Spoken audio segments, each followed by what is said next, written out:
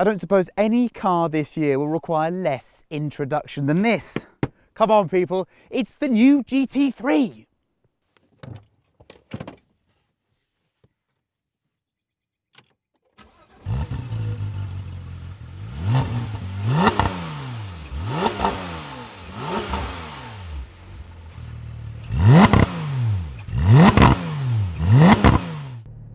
And so this is the new GT3 being driven up a hill somewhere in Europe. Wow, what to make of this car? Well, let's drive it fast and try and explain some of what's going on. I've got all the systems switched off at the moment. I've got the PDK gearbox in normal, that's what's advised. I've got the sports exhaust on, and I'm shifting gear myself.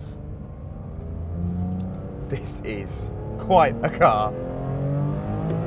Revs to 9,000 RPM. Rear wheel steering, well, that's something new for me, because if I do this,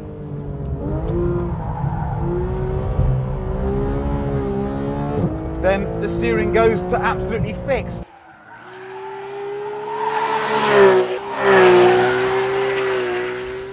It's incredible the calibration work they've done.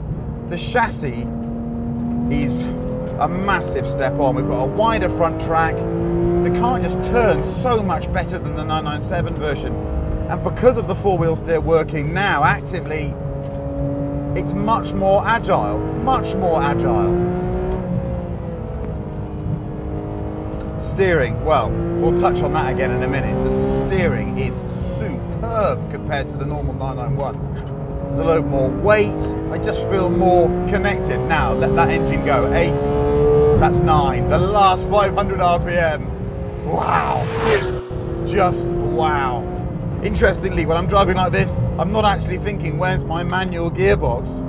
But that does come, I assure you, that does come. This isn't quite one of our normal videos. It was a smash and grab effort shot on my own, hence the camera sitting in the passenger seat most of the time, because we had a chance to drive an engineering car very early and I grabbed it. But before we delve further, let's have a look around.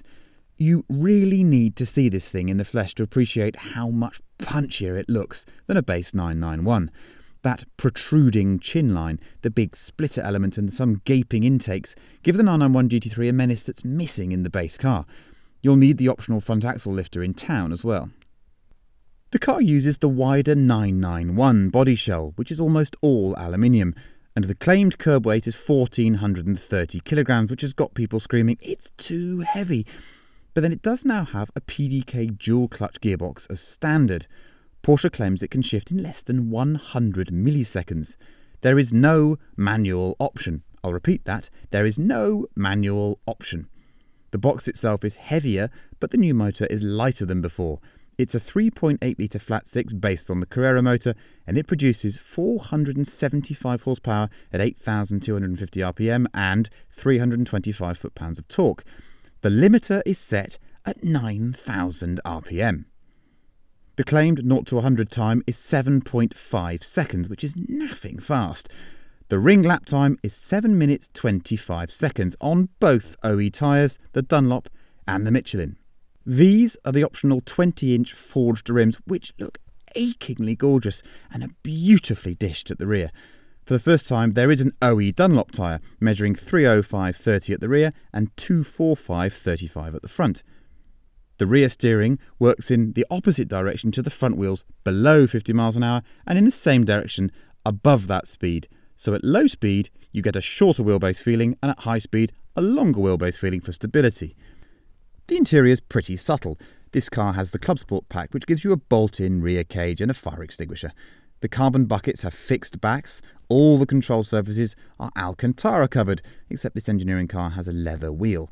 And there's enough GT3 badging to remind you that you're not driving a Carrera, although you should be shot if the way this thing demolishes a road doesn't decide this for you.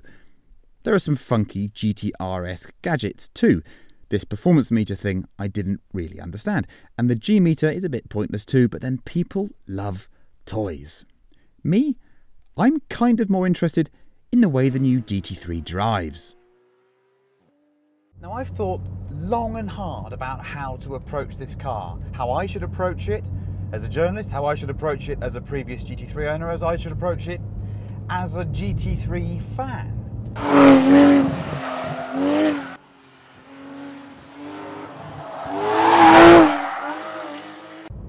And I've reached this conclusion. I think I need to separate the factual from the philosophical, okay? So I'll deal with the factual first. This is what I see as the facts of the situation. Company like Porsche, any company that makes sports cars that's a sort of pioneer, a market leader, whether it's a Ferrari or a Maserati or a BMW, an Audi, a Mercedes AMG, they have to improve on the car that they replace, right? So the new GT3 had to identify what the old 997 GT3 did and do those things better.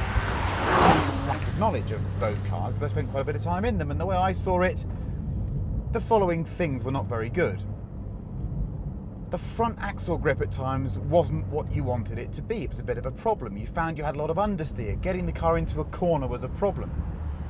You had quite an aggressive differential that added to that understeer, but then gave you quite severe oversteer after that neutral point.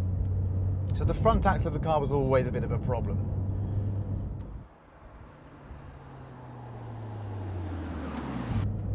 Another problem is that even though people like me loved the manual gearbox and felt it was the last of the great drivers' cars, there were an unknown number of people, I say unknown because they never got the chance to buy one, who wanted some paddles and didn't want a manual gearbox. And that's the way the market is inexorably going.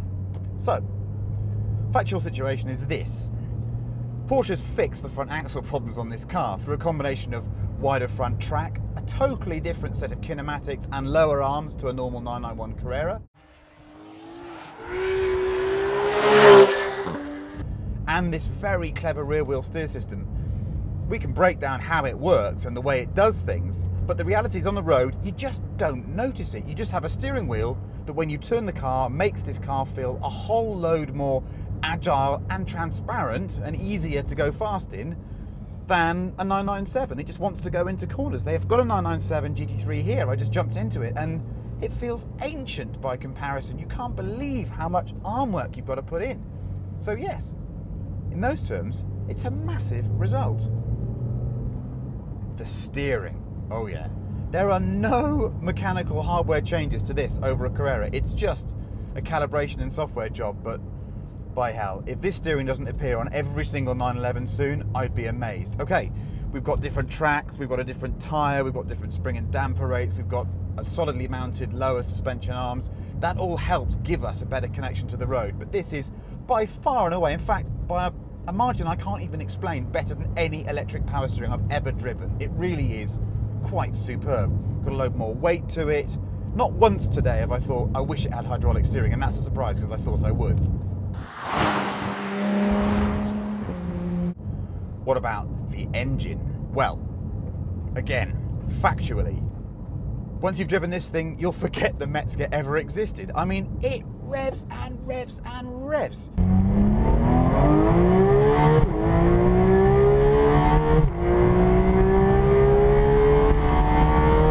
Okay, it's only 500, 600 RPM more than last time, but that last 600 RPM, the noise, this sort of hard mechanical valve train noise that comes through, that is addictive, absolutely addictive, and it's a step change, it's something entirely new.